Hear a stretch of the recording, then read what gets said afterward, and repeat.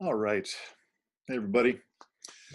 It's Tuesday, September 4th, 2018. Got a couple of articles that I'd like to blend in with an update about some of the things that we're offering over here at Living Resilience Alliance. Um, and the Poetry of Predicament podcast. And, I think I'm going to just post this everywhere. It could be on the Impossible Conversation podcast as well.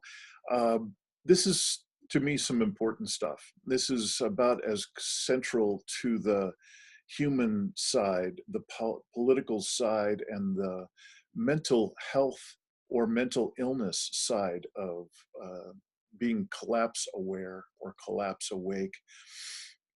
And the two articles that I want to talk about, both from The Guardian this week. One of them, the first one, is Molly Scott Cato is the author, and the title of the article is "Disempower Far-Right Climate Change Deniers. Don't Debate with Them." And one of the political agencies that they've got over there in Europe land is UKIP, and I don't know what it stands for, but they're members of their parliament or agency members, often called MEP in the EU. There's one of them in particular that they start out with, and this particular MEP has written a shamefully ignorant climate change report for the EU. It should never have happened, says this article. After a long, hot summer beset by record temperatures, drought, and deadly fires, imagine my shock on returning to the European Parliament to be confronted with a report that denies the reality of climate change.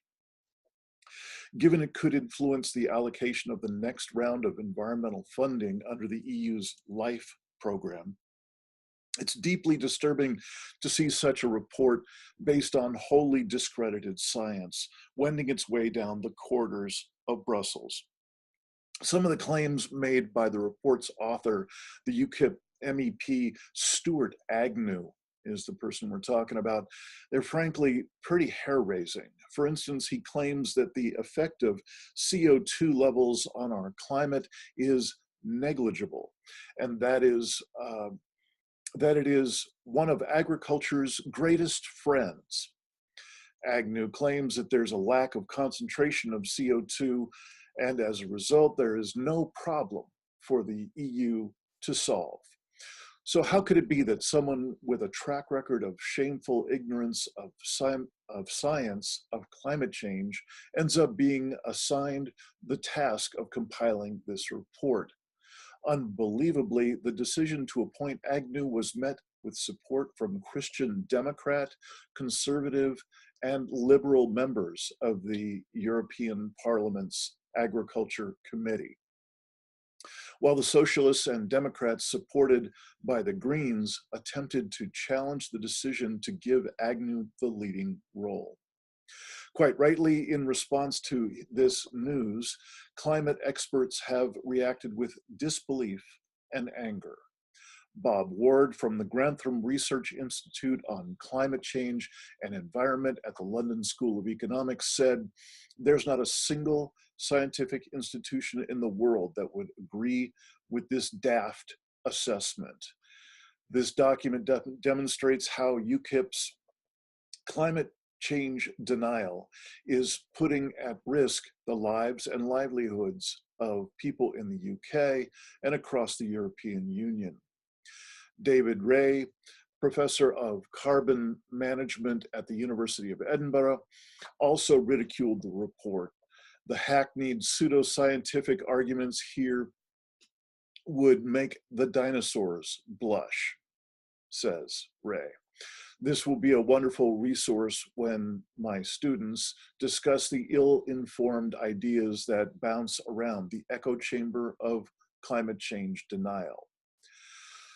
With this fiasco, what this fiasco reveals is the huge threat to rational climate action posed by the rise of the far right. It also shows the risks from Brexit, as the links between climate denial and Brexit are well documented. For example, the long-standing supporter of Brexit and arch neoliberal Nigel Lawson founded the Global Warming Policy Foundation to oppose climate change mitigation policies. He labeled the Kyoto protocols wrong-headed and has called for the Intergovernmental Panel on Climate Change to be shut down. Lawson may be considered an irrelevant dinosaur, but he still manages to platform his nonsense at regular intervals on the BBC. But the man who Conservative MP Anna Soubry declared was now running the country, the hardline Brexiteer Jacob Rees-Mogg, has blamed high energy prices on climate alarmism and has said it was unrealistic for scientists to project future climate changes, just as it was difficult for meteorologists to correctly predict the weather. Meanwhile, Nigel Farage, adding to a litany of ill-informed comments on climate change earlier this year, declared that the beast from the east, a storm system that hit the European area, was proof that global warming wasn't real, and of course, favoring supposed alternative facts on climate change is a prejudice shared by other far-right groups, most notably Donald Trump's circle. Given the dangers posed by the far right and the very real threat of a significant block of populist climate change denying MEPs after next year's European elections, it is time for those of us who back the overwhelming scientific consensus on climate change to take back control. That's why I joined other politicians, scientists, academics, and campaigners in signing a letter pledging we would refuse to debate those who deny that human-caused climate change is real. We can no longer give voice to the pseudoscience of climate change deniers. We must urgently move the debate on to how we address the causes and effects of dangerous climate breakdown. The large right and center-right groups in the European Parliament could and should have blocked UKIP from taking charge of a report on climate change. We can only hope that the mainstream groups in Parliament, right, left, and center, that are likely to continue to control the majorities will show a greater degree of responsibility in the future. Again, that's Molly Scott Cato. She's a member of the Green Party, MEP for the southwest of England. So some things I wanted to just point out in there. There's a tremendous amount of wishful thinking going on in here. And as we've heard in so many articles for so long, there's this imaginary or wishful thinking that, well, if we just sternly reprimand those in power and clearly deliver to them our robust agreement with one another as scientists or as left-wingers or environmentalists, well, then surely they'll respond. You know, they'll come to their senses. And so I think we all know, I know I'm preaching to the choir here, but I just find that a staggering statement that that's what the author of this article in The Guardian has confronted as she's returned to her political duties. And that's about as much force as she's able to muster with others who are in the same camp. And before I get to some sort of summary about what I'm after here, let's go to the second article, again from The Guardian. And this one written by Kate Lyons from back on the 30th of August. And This one's a sleeper. It's a short one, but you know, it goes right to the center of, you know, putting together some online learning components that are going to be available soon, and introductions to the whole idea of being collapse aware or collapse awake for those of us who want to, you know, tell our friends about stuff and have them be able to just watch a video and understand a bit more about what is all this collapse aware stuff. Um, this goes right to the center of it, and this, I believe, is something that we will just not see getting any kind of real press, as real as it might be. Um, so it goes something like this: world leaders who deny climate change should go to mental hospital, says the Samoan prime minister. I'm going to try on his name, and I apologize, I probably won't get it right. Tuilaepa Saele berates leaders who fail to take issue seriously, singling out Australia, India, China, and the US. The Prime Minister of Samoa has called climate change an existential threat for all our Pacific family, and said that any world leader who denied climate change existence should be taken to a mental hospital. In a searing speech delivered on Thursday night during a visit to Sydney, Saele berated leaders who fail to take climate change seriously, singling out Australia as well as India, China, and the US, which he said were the four countries that are responsible for all this disaster. Any leader of those countries who believes that there is no climate change, I think he ought to be taken to mental confinement. He's utterly stupid, and I say the same thing for any leader here who says there is no climate change. That here being Australia in his speaking. Speaking at the Lowy Institute just days before the beginning of the Pacific Islands Forum in Nauru, the Samoan Prime Minister seemed to take a swipe at Australia's commitment to minimizing the impact of climate change, which he called the single greatest threat to the livelihood, security, and well-being peoples of the Pacific. So that's his kind of awkward phrasing, not mine. While climate change may be considered a slow onset threat by some in our region, its adverse impacts are already felt by our Pacific Islands peoples and communities. Saele also says greater ambition is necessary to limit global warming to 1.5 degrees centigrade, and Pacific Island countries continue to urge faster action by all countries. Saele said addressing climate change required political guts from leaders. We all know the problem, we all know the causes, we all know the solutions. All that is left would be some political courage, some political guts to get out and tell people of your country, do this, this, or there is any certainty of disaster. Saele's speech comes as leaders of Pacific nations are preparing to meet at the Pacific Islands Forum in Nauru next week, where Australia is expected to face questions about its emissions targets, which, by the way, are non-existent and obliterated. The Australia's new Prime Minister, Scott Morrison, who is a classic deep denier, is under pressure from some members of his party to abandon Australia's commitment to reducing emissions under the Paris Agreement. His immediate predecessor, Malcolm Turnbull, was due to attend the forum, but Morrison has announced he is sending his new foreign minister, Marisa Payne, move the opposition Labour Party condemned as an insult to our neighbors, as well as a serious strategic mistake.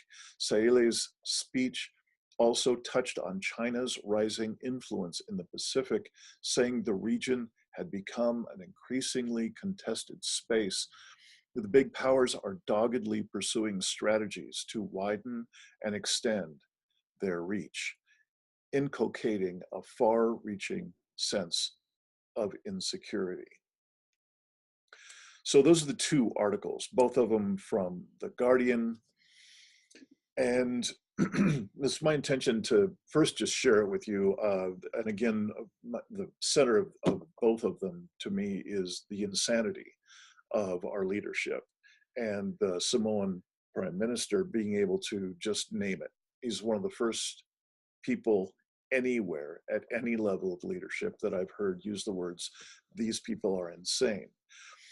And I guess I'm gonna, spoiler alert for a lot of the coming online content and online coursework that we're going to be producing here. I am basically firmly in the camp of that we are truly insane as a species, as a race around the world, and particularly the higher up in leadership and the higher up in the business as usual structures, the more insanity is in place. Now, I know that that's, for most of us who are watching this video, that's, yeah, so what's new? But it's extraordinary that it's being said and being covered by a credible mainstream media source like The Guardian. So what does this have to do directly with the work that we're now doing? I don't know if y'all might have heard that we're right in the middle of a trauma summit, healing our trauma together in an insane world. This is September of 2018 that we're talking, and this will be available for people to be able to subscribe to and watch at their leisure anytime from here out. You'll just be watching the recordings the further away from September 2018 you get. You can find all that on livingresilience.net. But anyway, what that has to do with trauma, what these articles have to do with trauma, is that they both speak directly to the fabric of our social contract, what it is to be a human being in the business as usual world. We were born into a story. I'm not the first person to be introducing this idea. We've all heard the idea that we're in a now bankrupt and completely collapsing story of the business as usual world. And it's the only thing that the vast majority of us have ever known. And there is no new story. There's some fancy talk from time to time in New Age circles, but beyond that little tea clatch, there's really no new story being generated, because the initial truth of the old story still has not been told to ourselves at scale. So that's why I'm bringing it up about this prime minister from Samoa asserting that these suckers are crazy. So that's probably enough said for now.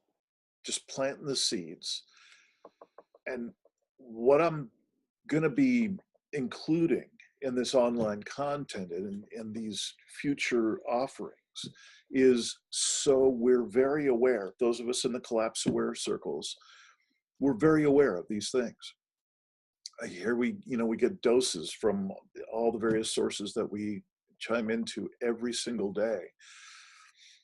We get our dose of this new update about Arctic methane or sea ice extent, and on it goes. And